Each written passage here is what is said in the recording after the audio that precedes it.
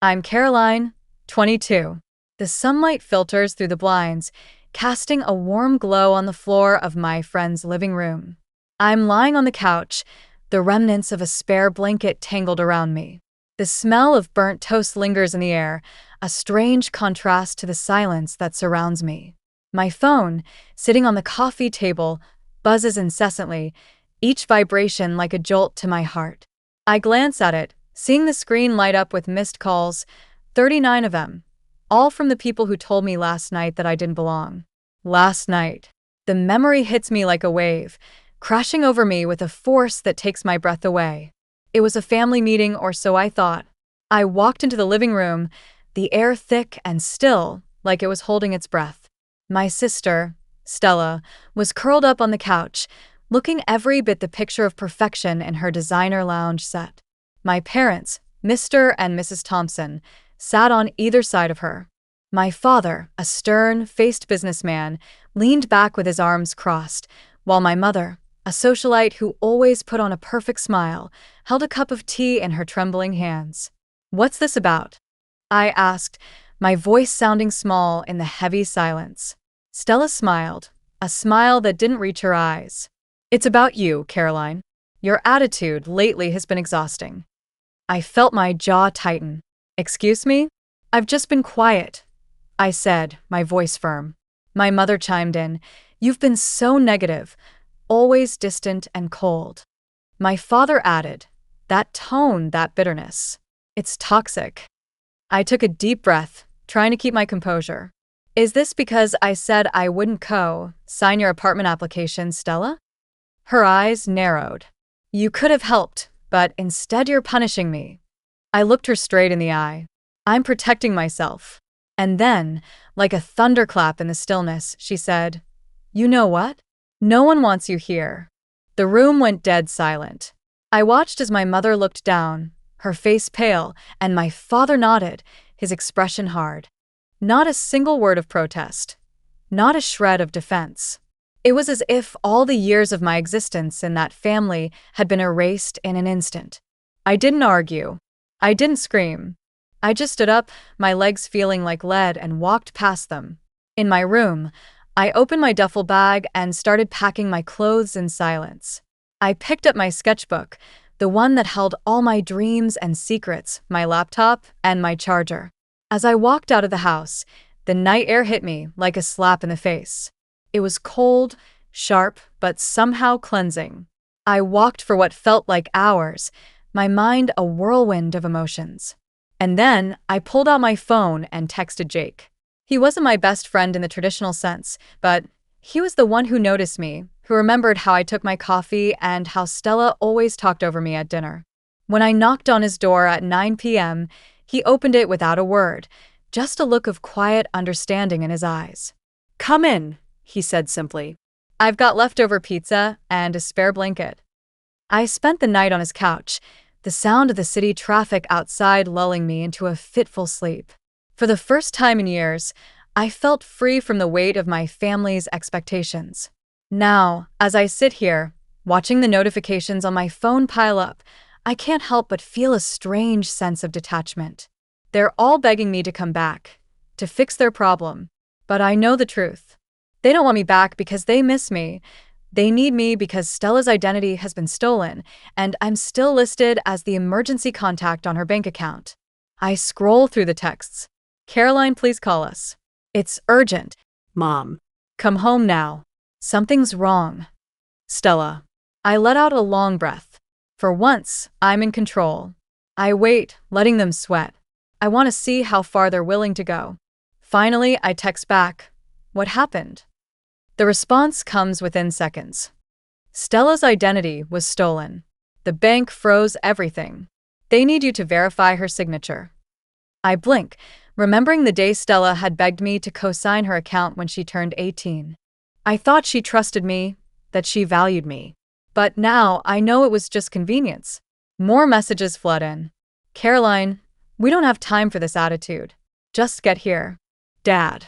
Please, this is serious. Stella's falling apart. Mom." I look at Jake as he walks in with a bowl of cereal. "You okay?" he asks, raising an eyebrow. I nod slowly. Yeah, I think I am. Now let's see how much they're willing to crawl. I wait a few more hours, relishing in the power I've never felt before. Then, at 3 p.m., I reply, meet me outside. I'll be there in 20 minutes. I borrow Jake's car and drive back to the house I once called home. As I pull up, I see them all standing outside. Stella is pacing, her mascara smudged, her phone clutched in her hand. Mom stands with her arms folded, her eyes red and puffy, and Dad stands rigid, his face a mask of frustration. I step out of the car slowly, my shoulders straight, my face calm. So, who wants to tell me what happened? I ask, my voice cold. Stella jumps in. My accounts are locked. I can't get anything unfrozen without verification. The bank said you're still the emergency contact. I look at her coolly. You never bothered to change it because you only think about me when you need something. Mom steps forward. Caroline, please. We know this is complicated, but we really need your help. I look her in the eye. Last night, you nodded when Stella said no one wanted me here. Her lips part, but no words come out. Dad interjects, his voice tight. We don't have time for this emotional detour. This is a family emergency. I raise an eyebrow. Now I'm family? His face flinches. Stella crosses her arms. Look, I'm sorry you're mad. I interrupt her. I'm not mad. I'm awake. For years, I accepted being invisible, being the one who was always overlooked.